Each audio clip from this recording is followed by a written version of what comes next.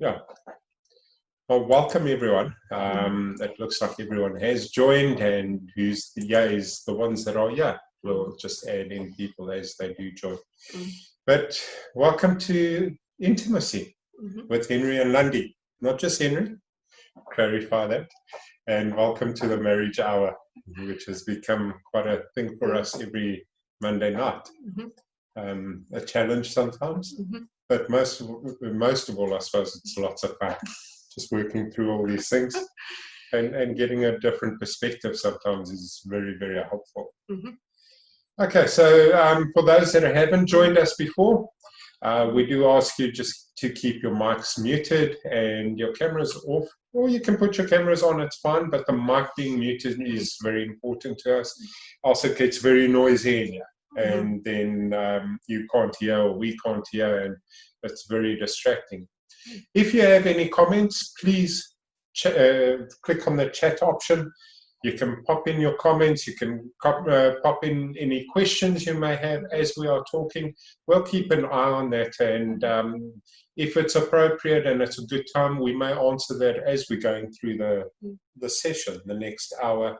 Else we'll address them at the end if they're taking us somewhere else or whatever. But it's also a good way to remember that you have that question, which is very awesome. And sometimes we'll ignore the question because we're just too scared to answer. You too scared. Okay, maybe I'm too scared. You too scared. No, sometimes, yes, you may have questions, but they may be answered later on. But still, don't be afraid to let us know that you're there. And also, if we have any issues around the sound, or you can't hear us anymore, also just pop a note and we'll be able to see that in technology thing. But so I do welcome you all, and I thank you for joining us to this very interesting subject of intimacy. Not often spoken about topic. I think a lot of people avoid it, and if you are listening to a topic like this, it's often not a good, how do I put it? Yeah, it's not perceived very well. Yeah, and the interpretation is not very good. So I hope we get it right. Yes, yes. So in true fashion, we're going to kick off. And again, welcome. You can see I'm a bit nervous on this one because this is, and the reason I'm nervous, and I think I've spoken many times on this topic. And well, so has Lundy, but me specifically, I've spoken so many times, and every time I'm very nervous about it, and it kind of just registered to me. This is a topic so close to God's heart. Very. So I think the nervousness is I don't want to get it wrong.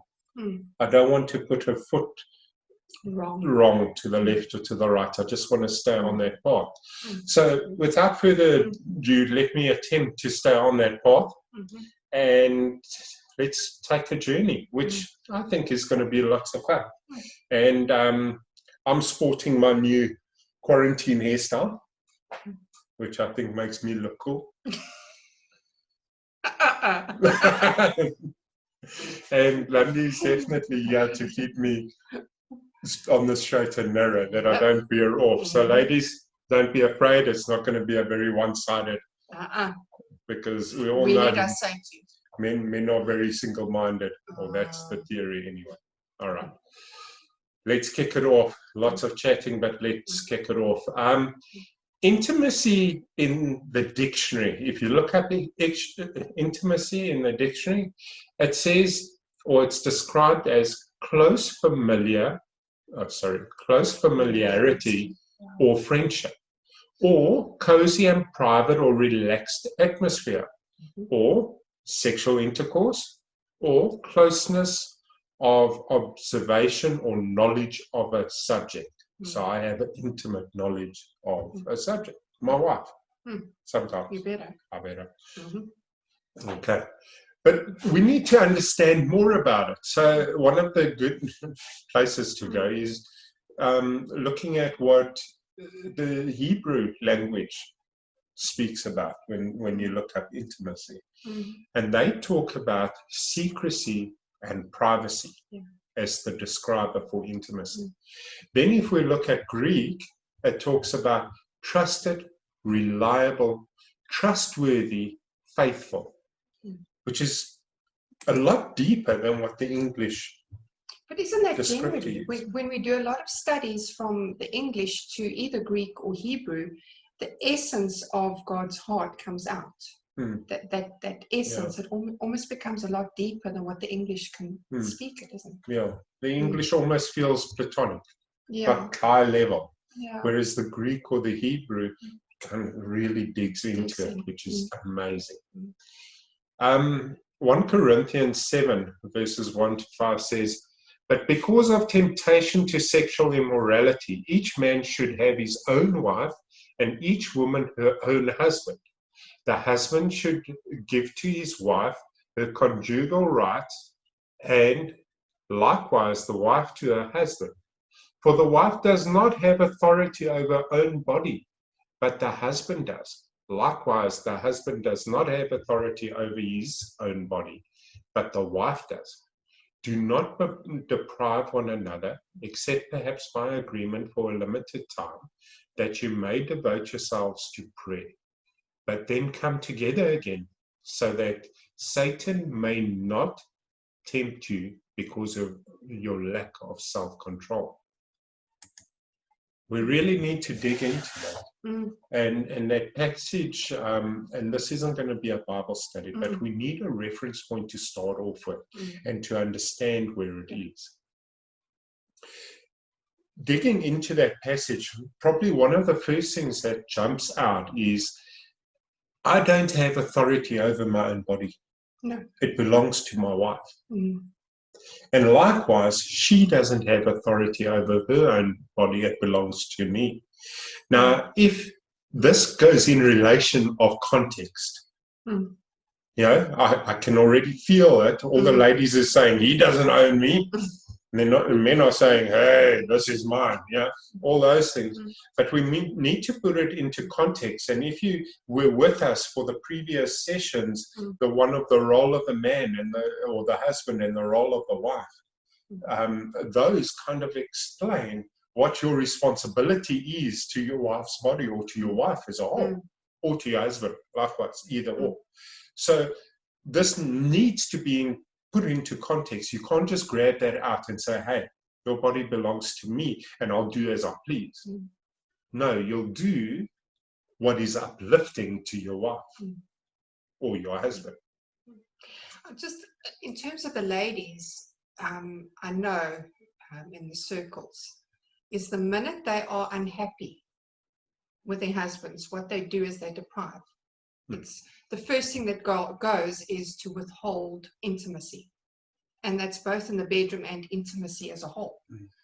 And what the scripture says is, do not withhold intimacy from your spouse just because you're in a bad place or just because you don't feel like it. It's only by mutual agreement that you withhold it, and he actually gives you a stipulation that it's for prayer. And what that tells me is that if you're not having intimacy here, the intimacy needs to be here. So you've got to have intimacy from a woman's perspective and from a man's, but I'm going to talk from a woman's, from the woman's side. If you're not having intimacy here, there's another man that you need to be having intimacy with, and that's God the Father. So at any given time, in order for us to have our covering, and in order for us to be whole and protected and covered, we need to be having intimacy, if not both. If we decided not here, it needs to be here. And then from a man's perspective, it's the same. If you're not having intimacy here, it means that you're fetching something from the Father in order to give here. And we'll detail a bit more of that as we go on. The passage carries on, and it speaks about help avoid temptation. Now, the first thing that you may be thinking is, okay, so if I don't have sex with my husband or my wife, if I'm denying them intimacy and sex, it's okay for me to be tempted. No. That's not what it's saying. There's never a good reason for having an affair or stepping out of a relationship. There's never a good reason. Covenant. Yeah. So what it says is to avoid temptation. To sexual immorality.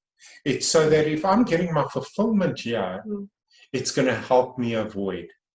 I still need to take my my thoughts captive. Sure, I'm getting ahead of myself. You gave a good example last week when you said about the steak.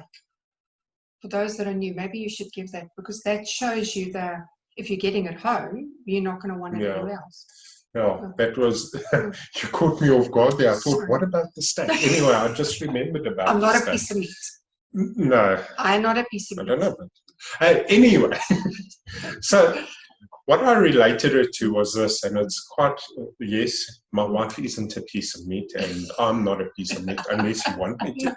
Anyway, so I learned a while ago I spent a lot of time on this, studying, looking it up, exploring it, trial and error, to figure out how to cook the perfect steak at home. So I've gotten pretty good at it, my wife says. Yep. So I believe that I have. To the point that the one night we went out to dinner, to a restaurant when we still could, and Lundy decided that she's going to order a steak. It was you, huh? Yeah. Just ordered a steak. She took a bite of it and she said, it's better at home. And that was the last time we ever ordered steak at home. Yep. Well, not at home. Out. Out. I'm so used to being at home for steak because it's good.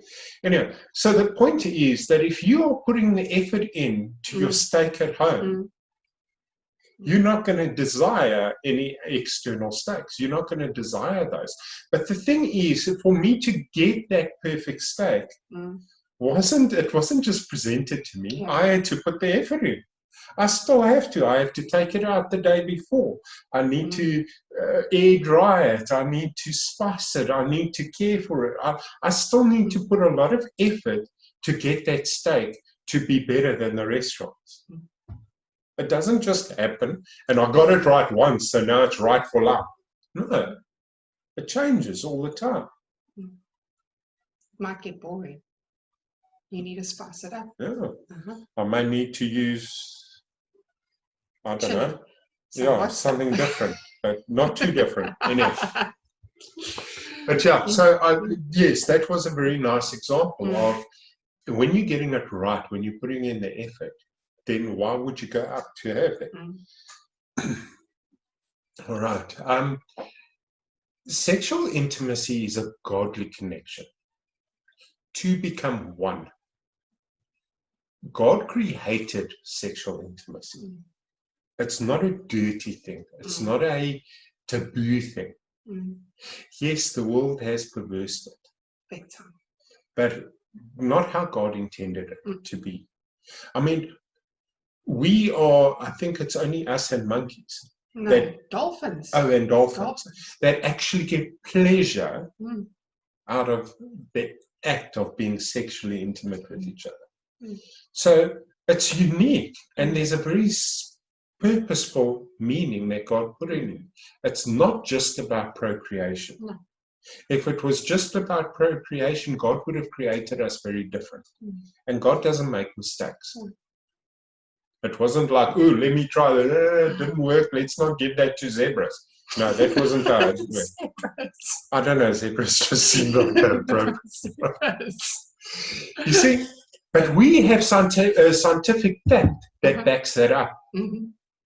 It's scary, this. This is scary. Ladies, did you know that for every man that you have sexual intercourse, and it's only your husband, we know that, you carry 0.0% of your husband, 0.05% of your husband's DNA for life in you. So when they do a test and they test your husband, 0.05% of his DNA string or strand is in you. Yeah. You and that's change from your DNA. Yeah. And that's from being sexually intimate with your husband. That's quite interesting when you think about that two become one. Yeah. It's scientific as well. Mm. Yeah, you see, sex is a covenant seal and a sign of marriage. Mm. The bond is stronger after sexual intimacy. Mm. It makes your foundation stronger. Yeah, a lot of people just feel so much more connected after we've made love. Well, we do. Yeah, we do. Because I believe that after we've connected, we're back at that. You're actually finishing my sentences, so I know exactly where you're at. We had it yesterday where we needed to go make supper, and I came to you and I said to you, maybe we need to make supper, and you said, I've just thought of that we need to go and do that before we do something else. We had that yesterday. Do you remember? Okay, yeah. But what's that got to do with us having sex? No, but the connection is stronger. I'm saying I hence got connected. I'm trying to see how much I can make Randy blush. Oh, no, you won't make me blush. Okay, there we go. Anyway, so the connection is stronger because now you've got a foundation of love and caring. And I know that we're talking a lot of theory here, and yes, we'll get to fun stuff. And a lot of this you guys may have heard, you ladies, you guys may have heard, and you say that that's not changing anything. We need to set this foundation, which is very important, so that you have understanding. And we'll get to the fun stuff shortly. We're talking about fun. Yes. Did you know that a man will be most emotionally vulnerable when he's having fun or being intimate with his wife? That's actually very true. Because think about it, after being intimate, there's that complete exposure. And yes, I know, ladies, we get exposed, but from a man's perspective, if you put it into his place, he will speak. That we often talk about pillow talk in the movies in Hollywood. Pillow talk. That's why. Yeah. It's because you've just exposed yourself and you've made yourself vulnerable, which means your emotions are vulnerable. So if your husband is unemotional, well, during or after intimacy, he's exceptionally emotional, vulnerable. So if there's anything that's on your to-do list, or if there's anything that you want him to buy you, that's the time. If it was good, he'll agree to anything. Gents, just a warning, don't agree to anything. Wait. There was an interesting fact that I found quite some time ago, and it actually made me quite sad. Did you know that when us as women meet with our lady friends, when we have that connection and we share stuff, we have certain endorphins that are released in our brains and into our body. But a man does not have those that. Are chatter endorphins. It's the feel-good endorphins. The feel-good ones. Yeah. When we meet up with friends, we get those endorphins that get released. A man only gets those endorphins when he's intimate with his wife. Yeah, because it's very different when men get together. Very different. It's not like we have these emotional connections. It's not emotional at all. We like, how's it? Yeah, it's very superficial. It's a very different conversation, whereas women are very connected and they speak a lot of emotional stuff. Men don't have So it's speaking to that emotional need when men only get that emotional need met when they are being sexually intimate with their wives. Correct. That's very awesome.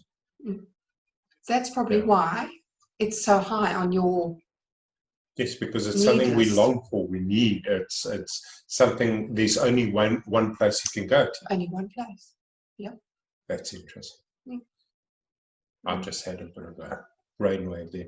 So, that's why men chase after it. Yes. Because just like women have a need to get together with their friends and chat and do their I don't know what women do, whatever that is, they're getting all that release.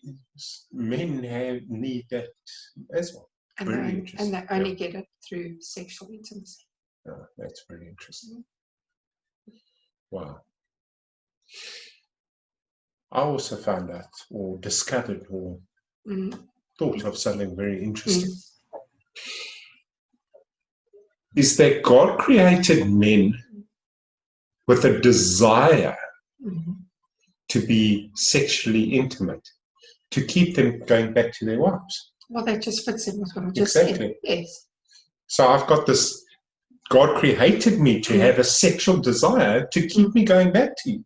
Because otherwise you're going to get bored. Yeah. Yeah. Because But we don't get bored with sex. No. So we keep going back. Because men are automatically hunters. Yes. And the minute you've slayed your animal, Yeah. you move on to the next one. That's inherently how you are. But in order for you to keep going back to your wife, he's created that desire, that insatiable desire. Insatiable desire. Yes. Almost a lust for your wife. Yeah. That's really cool. I thought that was incredible because that kind of makes sense to me. The thing is that he gave women sexual intimacy as a gift for the man. A fulfillment. One. Yes, to become one. Yeah. We complete each other. So I've got this need to hunt. And Lundy has this, as a woman, would have this need to give me a present, to give me this gift. So both of us are scoring when it's being done right. So anyway, a few facts. Let's talk about a man's primary need. It's always very sexual from a very young age. A man needs sex. When if women, you'll know this, ladies, you'll know this. It's all about the men that just want to have sex. That's all they think about. And this is from a relatively young age. It's from like when puberty strikes. Men are like raging hormones. That's all they can think about. The interesting part is women generally only come into their sexual primes in their 40s, later on in life. Or once the kids have left. Because then their focus changes. Yeah, because now they can stop being moms and they can start being wives, and now they want to explore their bodies. So the scary thing about this is, and this is real, this has been proven, this is, many studies have been done about this. Ladies, did you know that rejecting your husband sexually as little as 3 times in a row can lead to him totally switching off from sexual intimacy? Which means he's not the pursuer anymore. He stops pursuing. Which means we need to pursue. Yeah. And how many times with couples that we've counseled that is the issue?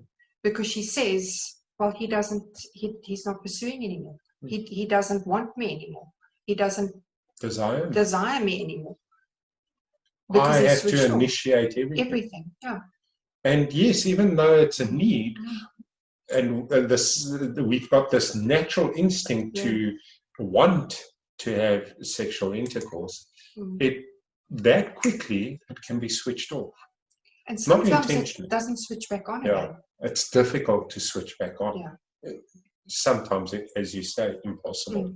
But it's very difficult to switch off. So ladies, especially in your younger age, in your younger relationship, be careful of those things. And if you've done that, and you're in a position where he's not touching you, you need to be aware of that, and you need to bring him back. You need to go and fetch him, and you need to make him the initiator again. Big Arnold's watching. I'm Arnie. I'm terrible with voices too, and the haircut. But yes, you need to get him to be the initiator again. So how do you get that? You build safety. You build safety that you're not going to reject him. Rejection's a bad thing. It causes hurt, and it causes such division. So be aware of that. Men, if you have switched off, she didn't mean it. No. She didn't know better. Come together. Talk about it. See, men, generally, if they haven't switched off, are light switches. Anytime. It's like, oh, you're ready? I am. Okay, I'm done.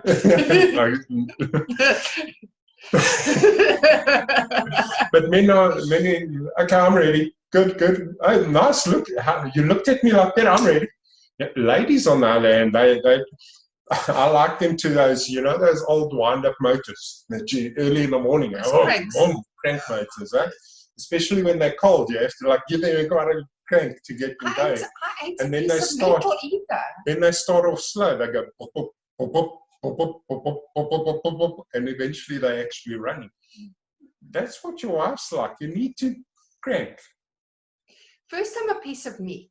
No. Now I'm a piece of metal. You brought that up.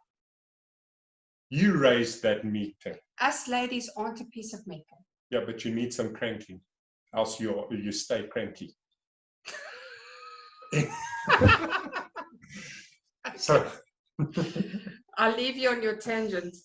the reality is, even once you get going, men orgasm on average takes about 2 minutes. And a lady's orgasm on average takes about 7 minutes. You have a maths problem. We have a maths problem. We do have a problem there. So men, it's very important that you take your time. Take your time with her. Set it up. Don't just, hey, I'm ready, let's go. Guess what? You're going to miss it every time. No. You are going to miss it. And the times that she does say yes, it's not going to be really good, which means she checks out. And then she gets bored. Yeah, which is another issue that we have. It's either one or the other. Intimacy is a very fine balancing act. Because if you say no, then you are switching your husband off. But if your husband isn't pleasing you and that's why you're saying no, we've got a big conundrum here. It's like Groundhog Day. So from a woman's perspective, if the husband isn't cranking her up, then it becomes a chore. It becomes boring because it's not fun. And gents, cranking your wife up can be incredible amount of fun. It can. It can be. It can be an entire day-long thing.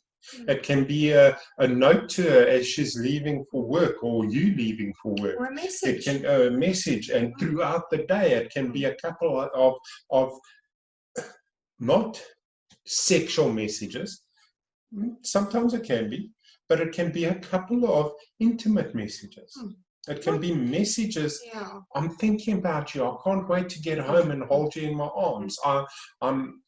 You're on my mind all the time. Because as much as men, we see our wives and we say, oh, that's lekker, I'll have some of that. And we turned on. Ladies are more emotional. They need to feel.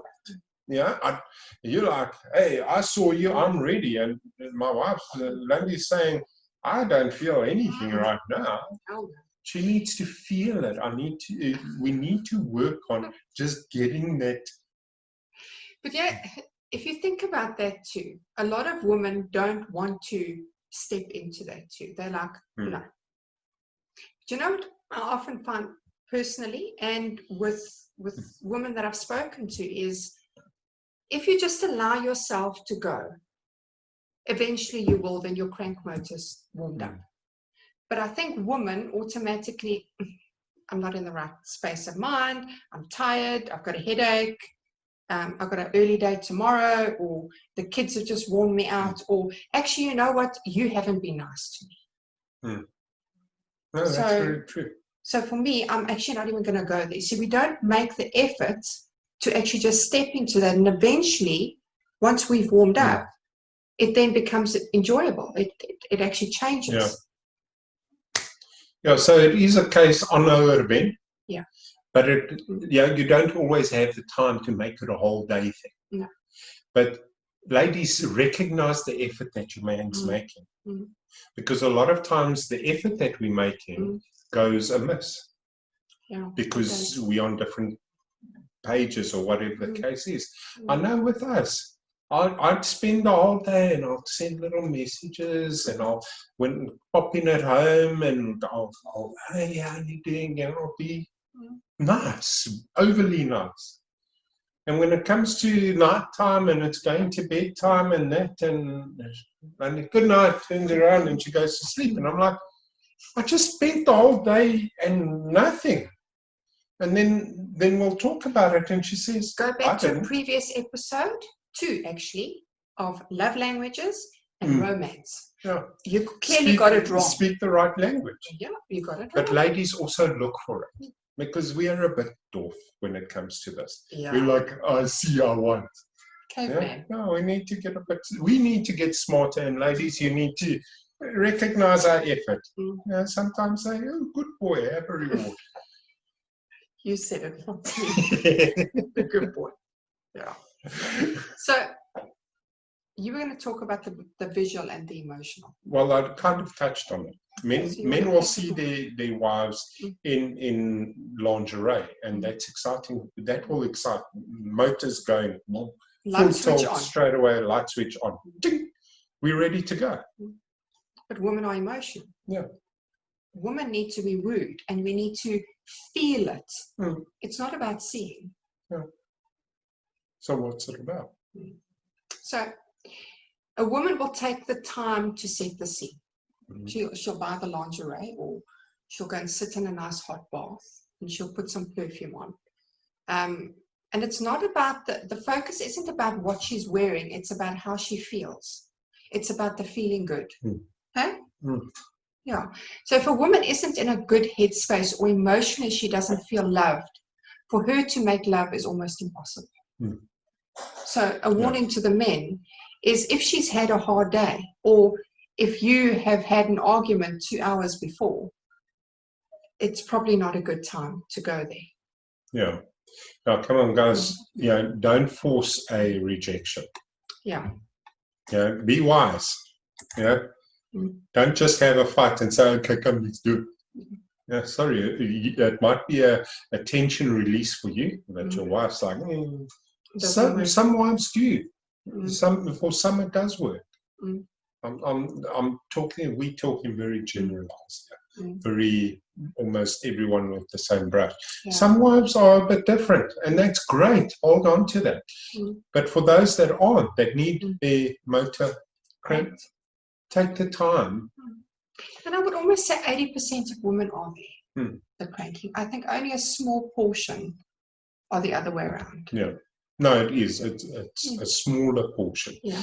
Look, society has kind of spoken to our young ones, and now you get the woman doing, or the girls, not really women, doing the pursuing.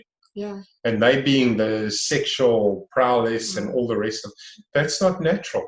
That's going to wear off. And they're going to fall into their natural created state. And this is where you're going to go. Then you've got a roles problem again. And then they need to watch the roles. It's a vicious circle.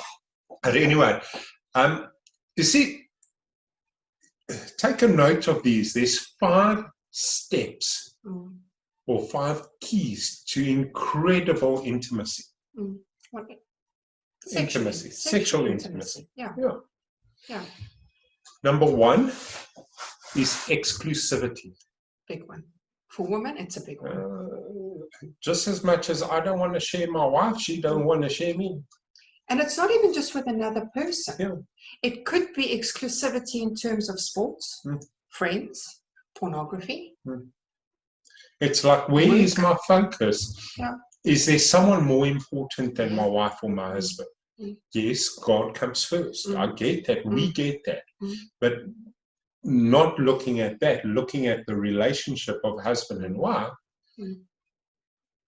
are they first in our lives? Exclusivity. Are they the focus of our lives? The next thing, especially for ladies, is privacy. Oh, please. Yes. They need privacy. They're not like us men that are like, no, we're cool, It's kind of dark outside. So when we have visitors, it's not a good thing to try and have a quickie in the bedroom while I've got a house full of people. No. You ain't going to get it. No. That's just gross. No, that you're going to try and fail. A big time. Okay? Yeah. Unless you're in your early 20s and gone a bit duller. But the reality is you're going to battle with that. And generally. In a car either. It just doesn't work. Okay. In the movies, they paint it so easy. It don't work. Yeah. No, we've tried it, but it don't work. Okay. Number 3 is time. We've spoken about time. The right timing as well. Not while mother-in-law's sleeping in the room next door. What are you going to be happy about that? Okay, there's certain things that your wives and your husband need to keep them safe. But the time is the cranking. Yeah, time as well. Yes. There's timing and there's taking the time. Yes. Both fall under time. Gents, number 4, foreplay. You can do it, man. It's fun. It's actually so much fun. Pleasing your wife without getting pleasure out of it yourself. How about getting the pleasure out of the pleasure that your wife's getting as opposed to you? Yep. And ladies, men, we also kind of like a bit of foreplay. Do you? A lot of foreplay. Really? We do. Okay. Yeah, learn something new every day. What happened to the 2 minutes? Oh, no. That's when you're having intercourse. Oh, okay. Some foreplay is lekker. We might only last 20 seconds when it gets to but the foreplay is good. So is it 2 minutes or is it 20 seconds now? It depends how much time you spend on the foreplay. No, but hang on. Then we got a problem here. Yeah. Because then what happens to me because I'm 7 minutes? I spoke to the men as well. Foreplay, gents. Foreplay. But you said you're only going to last 20 seconds. Yeah. But then I'm done. It's gone from 2 minutes to 20 seconds. No, you're just confusing me. We've got a maths problem here too. Yeah, if you stop interrupting me, I can explain this. Okay, please explain. Part of foreplay, both for women and men, is part of the sexual experience. Okay. So if your motor is running on hot, and my motor is running on hot, guess what? We're going to blow those things at the same time. Okay. We're going to get mutual satisfaction. Okay. I'm still worried about the 20 seconds. Men, there's exercises you can do. It works on those 2 minutes. And number 5 is romancer. If you guys don't know how to romance, refer to 2 weeks ago. Yeah, refer to 2 weeks ago. Romancer, take the time. Romance isn't about restaurants and flowers. Romance is taking the time to love. All right. Those are the 5 keys of incredible sex. We haven't gone into massive details on those, kind of skimmed over them. They are available with a whole explanation. I think it's about a 2-hour explanation, lots of detail on the web. All right.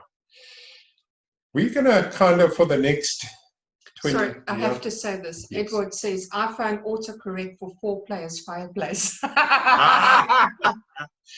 Light the fireplace. You know you need to get the fire ready an hour before the guys want to braai. So foreplay is the firelighters. Yeah. It's foreplay is lighting the fire before you can braai your steak. Yes.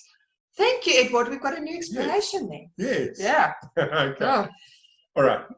So moving on now, there's 3 things that can significantly enhance your sexual intimacy with your spouse. And these 3 things have been lost over time. And we kind of just want to bring them back. They are unavailability, mystery, and forbiddenness. Almost sinfulness, but not in the sin aspect of it. The naughtiness. Right? And these things are getting lost.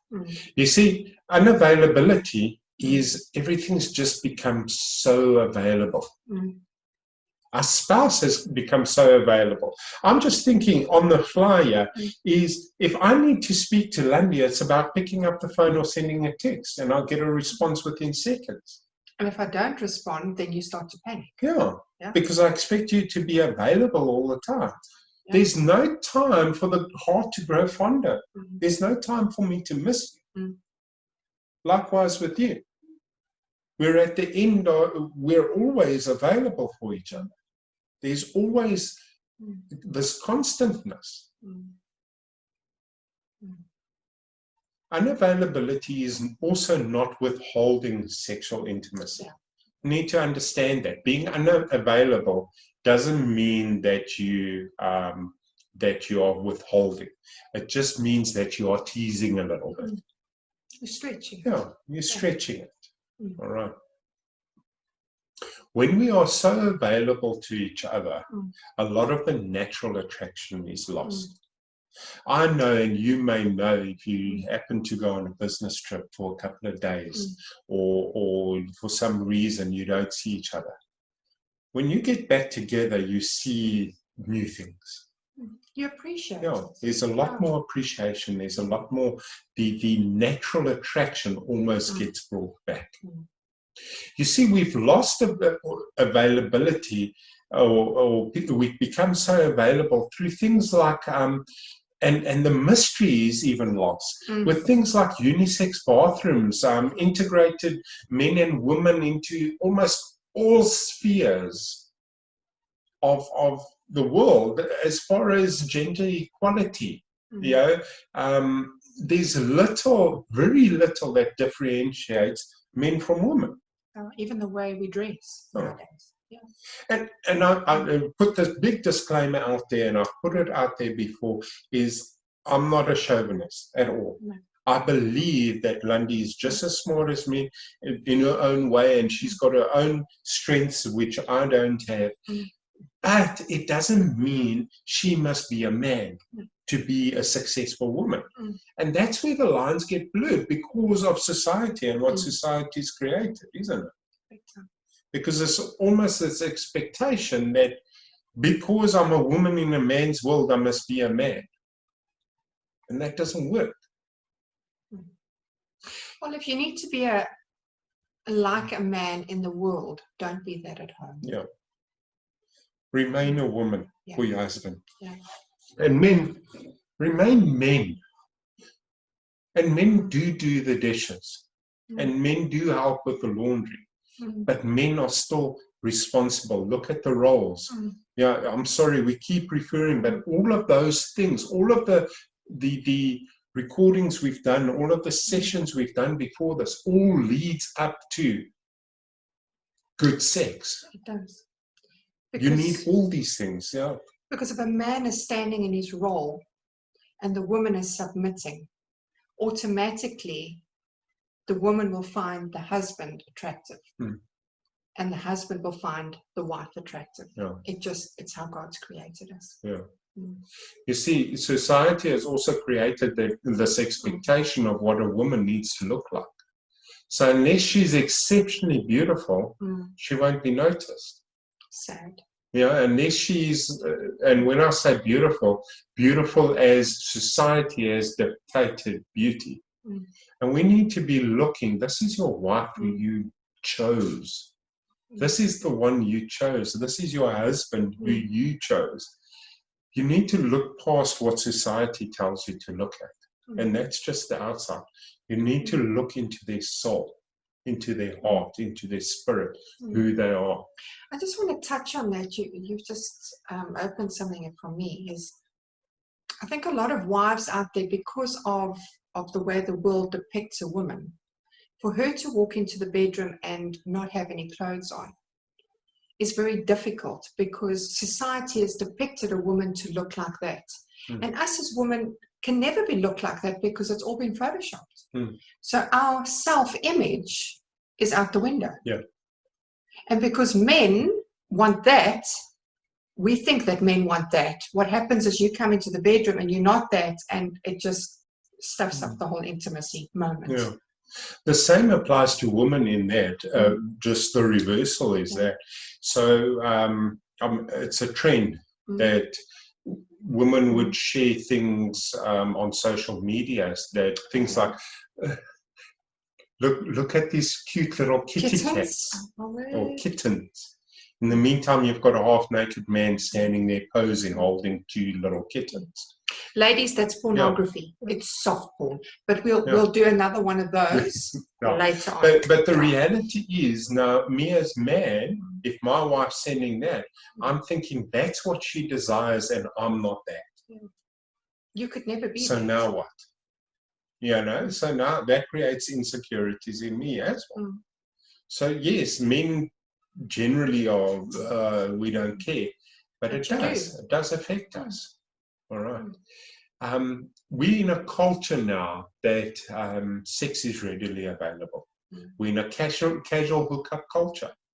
You know, if you look at it, having sex before marriage or having sex with no intention of even dating is normal. It's whether we like it or not, this is what's happening around us. So all these things are just so available. There's no mystery. It's all like just out there, blur. You know, and it breaks us up. So there's so much familiarity, and there's no exclusivity. I know you inside, I know everything about you. There's overexposure, really, around sex. It's a constant bombardment of imagery and discussion in the media. Just turn on any media and you're seeing this all the time. You see, suddenly when we get married, we think it's legal now, so there's nothing mischievous about it. There's no naughtiness. Yeah, there's no naughtiness, so we get bored with it. It's like, okay, it's like buying a car. I've used this before. I buy the car, it's great, I've got it a little while, then I get bored of it. You can't get bored of your husband or your wife. So learn to be naughty. And that's not just for the men, ladies. It's for both. Men like it when our wives are naughty. Within restrictions. I'm not saying go. I think we want to put a disclaimer there that it's, you know, if you look at the Bible, there's nothing in there about the bedroom. God hasn't put any limits or lids on anything. But what there is whatever you as a couple are comfortable with, and that there is agreement from both sides, that is what is allowed in your bedroom. Yeah, I mean, there are those comments about sexual immorality. Stay away from that. But other than that, find a comfortable space for you. Find what you are both comfortable and in agreement on. If any one of you are feeling pressured, don't do it. Whipped cream. That's cool. I don't mind that. Huh? I prefer the chocolate. No. Whipped cream without the cream. No. No. Sorry. We get carried away on these things at times. But anyway, you're allowed to be naughty and find ways to be naughty. It's not the light off, jump into bed before anyone sees you, a missionary position, it's over, it's done. Hey, you're missing the point. There's no intimacy in there. Do you know what that is? That is sex. And that's not going to grow your bond. I just thought of it, you know, we talk about making love. You make love. It's not sex. I actually don't like the word sex. That's why I didn't say it earlier. Then you told me to say it. For me, it's about making. It's making love. Yeah. You can need to do work. There's an action. No, we like action. Yes. Yes. For you. So put a lot of action into it and effort into us, it. Ladies. And into us men. Anyway. Ladies first. Huh?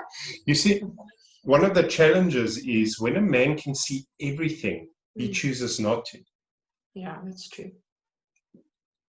If I've seen it all, then what's new? Then I've got no desire to see more. And it's not like you've seen it all. It's about, I mean, for the ladies, is to hide something. Because all of a sudden, when you start hiding, you're creating that curiosity. Yeah. You know, there's this example that I often use about a couple where the wife had no issue with nudity whatsoever. She would kind of walk around the house nude. It was nothing. Clothing was purely optional for her in the home. And he got so bored. The one day he actually turned to her and he said, "Can you please tonight just put on a pair of nice stockings?" Or stockings. Stockings and a nightie. Yeah. because he got bored with the nakedness. Now we think, oh, I would never get bored. No, if you saw it all the time, you would, because there's nothing hidden about it. You know, ladies keep something a bit forbidden, and men keep something a bit forbidden. Until Until you make you're it there. up. Yeah, it's let there be a bit of naughtiness in picking the fruit of love. Yes. Hey, how did you like that? Picking the fruit of love. love. You see, sex makes marriage legal and available. Desire becomes diluted and eventually vanishes. We need to bring in that unavailability. One of the things that we need to touch on as well is if you've got porn in your relationship, either one of you or both of you, or it's part of what you're doing, the thing is, porn is so inviting because it's a window into the forbidden, into those fruits. And what it does is it distracts from the fruits that are right in front of you. It distracts from that you have, that you can actually do something about. So what porn also does is it takes away that unavailability. So it's sinful. So it kind of touches on all. It's sinful because it's taboo. It dissolves unavailability because it's so available. And it's the mystery because you're doing everything undercover. Yes. So there's adrenaline and endorphins that are being released when you're going to that. Yeah. So that's why it's so addictive. And it's instant, it's self-gratification. Yeah. Because then why do you need your wife or why do you need your husband? Because I can do it my way and I can do it for as long as I need to, and then I can move on with life. I don't need to sit and work on you or you work on me. I don't need to work on it as well. As you're saying, it's not an effort for me. It just depends what I search for, I suppose. And then it's there. Yeah. So porn is a big no-no in a relationship, especially it destroys intimacy. It doesn't help intimacy. No, it doesn't. Because porn has no limits, intimacy does. See, with that, Hollywood and movie makers and that fills our head with unrealistic expectations. Sex isn't perfect. Yeah. I mean, you see in the movies how perfectly it always runs out. It doesn't work that way. Yeah. In reality, I mean, I love those Facebook posts where it's the fantasy and the reality. It's like so true. Yeah, it doesn't work that way. We went to Thailand a number of years ago, and all the brochures have these beautiful, lush, clean beaches. No. And I tell you what, reality, if you're not there 6 o'clock in the morning, the beach isn't clean, empty, or lush. It's packed, it's dirty, it's a crowded. But Hollywood's showing you that, and that becomes our reality, and no way can your spouse. So we are going to go a bit over, but we need to tell you the how.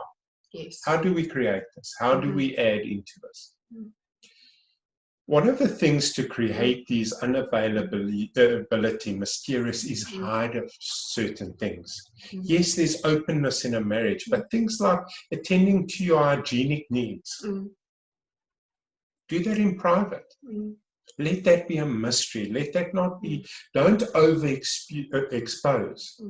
I spoke about nudity being the norm in the house. If it's the norm, what are you going to do to create the excitement?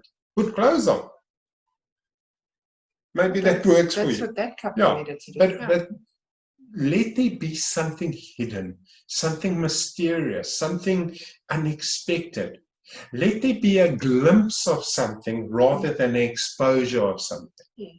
There's nothing more exciting than an erotic image as opposed to a pornographic image. The idea that something is the forbidden fruit. Yeah. The idea that the thought of it is so much better than the fullness of it, if I can put it there. And you can create that in marriage. Sure. You can. Absolutely. So these those kind of things, especially ladies, don't Don't be dressed from here to your ankles every day, all day, going to bed. Every now and then, let me step out and do a few buttons when you're alone at home. Tease your husband a bit. Show him something that he doesn't normally see. Create creative. Create excitement. And then take a bit of care of yourself. Yeah. You know? Make sure you clean. Make sure you smell nice. Yes. Eh? Change your underwear every now and then. Yeah. And your socks. Look good. I mean, come on, guys. Yeah, we can do better than that.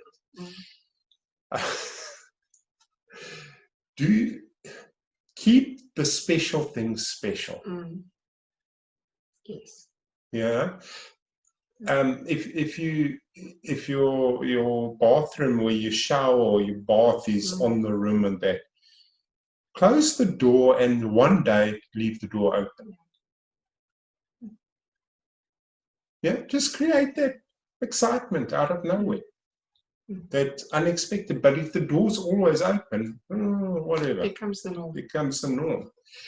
A big thing is children in the bed or the bedroom. Yeah. Your bedroom is your sanctuary. Sacred. It's sacred. We in our house had a massive rule at one point. We said no one but us goes into our room. We've eased off a bit on that, but we needed to create that as a haven. And it needs to be your safe place. It needs to be a place that both of you are comfortable and where it's your intimate place. It's your secret place. But fantasizing about your spouse. It's that fantasy world. And it's about creating that fantasy world with your spouse in it. Yeah. Also, don't do frustrations. Don't fight with each other in the bedroom. Oh yeah, big one. If you're going to start fighting with each other and you're in the bedroom, get up and leave the bedroom. Don't create that negative impression or association with the bedroom. Big one. Break it away from the bedroom. Go to the bathroom. Yeah, keep that bedroom safe.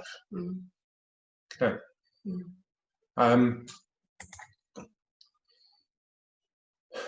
You know, I know it's difficult with kids or other people in the house, but sometimes take intimacy out of the bedroom. Don't go and get arrested. It is illegal in South Africa. Don't go and get arrested. But take it out of the bedroom. And make sure the stove is on. Before you well-cooked steak, is that what you... Yeah. So take it out of the bedroom. You can be sexually intimate without having sex outside of the bedroom. By teasing, by innuendos, by hinting, by those things that you're throwing out there, both from men and women. Both of you can do that. We like it when our wives do. I like it. Bring that curiosity back into it. Bring for yourself, me as a husband. Wake up every morning and say, what's that new thing that's going to wow me about my wife today? And look for it. Actively look for it every day. So what's that body part I'm going to notice today and it's going to wow me? And vice versa. Yeah. Find something to be curious about again.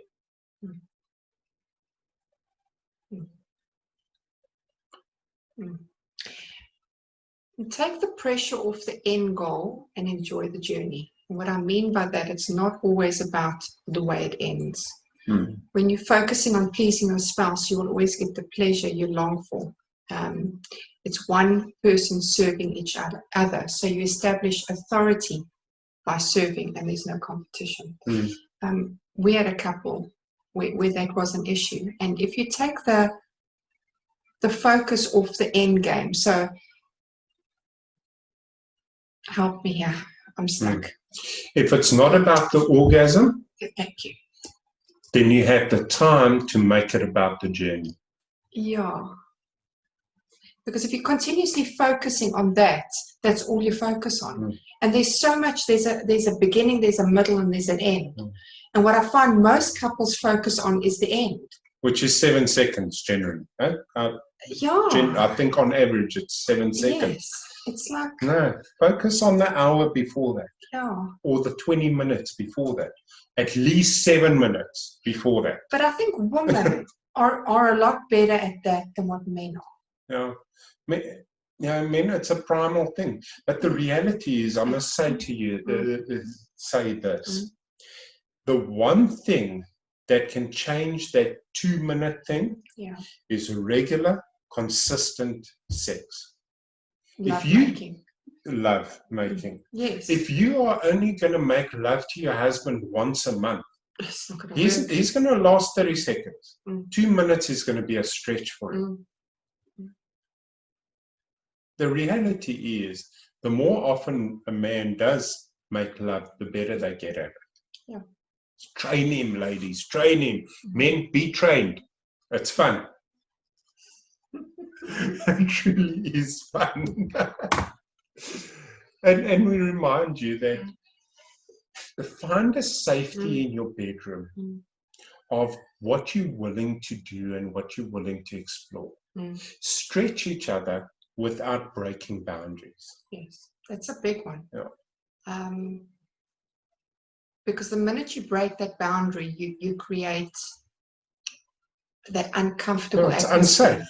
It's unsafe, and it becomes very uncomfortable. Yeah. Which means the next time you want to make love, or the next time you want to try something new, there's a hesitation. So, and if I could say to you, speak to your husband, or husband, speak to your wives. What did you like, or what didn't you like? It's important to talk about that. Or what about trying this, or what about trying that? Have a discussion about it. And if either party is a bit resistant, then don't go there. Go to the next thing on the list. Yeah. And I must say this, if you've discussed something and either party has said no, don't try it in the heat of passion. No, it won't work. You're going to cause an issue there. The trust or lack of trust is going to step in. You're going to have an issue there. And I think you need to read between the lines too. Because if there's the slightest bit of resistance, figure out what that resistance is and why that resistance is there. And if it's that resistance stays there, move on. But if there's a resistance out of fear, figure out what that fear is. It might be because it's the unknown. And then stretch yourself to go there. Yeah. It's fun. Yeah. Because you that's the last thing you want is for your bedroom life to be boring. Yeah. Yeah. So I hope that by us being general for the past hour and just giving you a bit of insight, that we've helped you, that we've given you some information that's usable for you. That we reiterate, always, even in the bedroom, and this is something that's not spoken about. Couples don't talk about sex. They just have sex, and then one satisfied and the other. Or most of the time, even men get bored with the 2-minute rule. Yeah. All right, but that's how it's always happened. So that's how they leave it. Start talking about it. Start exploring each other. Start bringing a bit of that unavailability, that mystery, that naughtiness. Bring that back into your relationship. Put a bit of effort and have fun at it. Yeah. It's not a chore. It's fun. It's exciting. Because I can tell you this, you get that right. I mean, you might think, and I'm generalizing, that your wife isn't interested. Once you light that fire, you're going to be putting the brakes on.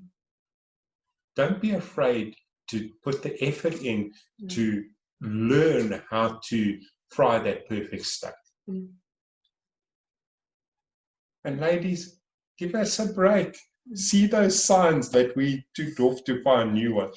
And if you guys agree on trying something and it fails, laugh about it. Yeah. And try it, failed, move on. Find something else. Make it a joke. Yeah. Life's too serious. It is.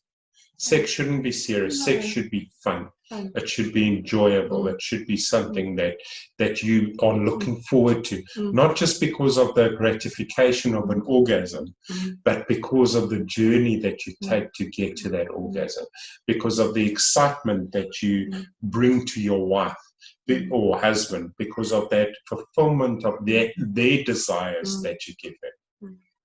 Great. All right, guys, we do thank you. We're sorry we did run about 10 minutes over. Are there any questions? Yeah.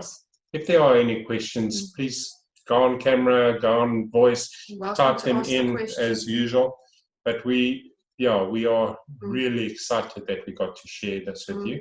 Obviously, there is detail, and everyone's different, and everyone's experience is different. And we have generalized to a large degree. But we do hope that we've spoken into your lives. We want to ask them topics for, we've got a list of things, but what we wanted to find out is, are there any topics that you would like us to unpack for you? If you could pop that into the comments, we'll keep that if there's topics that you feel are very necessary right now, either into the comments or you can pop us an email. You do have emails from us, so you've got our email addresses. Also, join us on Facebook, Doing Marriage with Henry and Lundy. Lots of good things in there. Keep up to date with what we're up to, hints, etc., etc. YouTube channel. And the YouTube channel where you'll find all our previous recordings. Lundy pops them on there very diligently.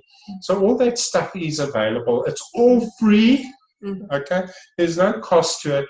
These Monday nights are free as well. We do this because our heart is for marriages to succeed in all spheres. All right. For next week, are you going to create the mystery and the? We in the process of getting something very exciting set up for next week. We do hope that it is going to work, but it involves a guest speaker or 2 or 3. But, so we're very excited about that. So we're not going to give you too much information on that. It may become apparent as time goes through and the ad goes up, but at this stage we're still wanting to tie it down and just get everything finalized. We want to link into what we spoke about tonight is the mystery. Yeah, we do want to keep the forbiddenness a mystery to all of you. Mystery. All right. Yeah, thank you, Tina Senanre, for your comment. It is a tough subject, and it's such a wide, difficult subject that there's a lot we probably didn't cover. And we recognize that and we know that. But I think we touched on all the main aspects of it and the keys. But I just want to remind you that we are available for one-on-one coaching where we do dig a lot deeper into that if this is one of the issues. If this is part of the dynamic. But I can tell you this without, with total confidence, is that all our previous sessions that we've got recorded, like the roles, like the romance, like the love languages, all of those things build up to an incredible love-making experience. Definitely. Okay. Awesome. If there's nothing else, thank you very much, everyone. We really do appreciate your time.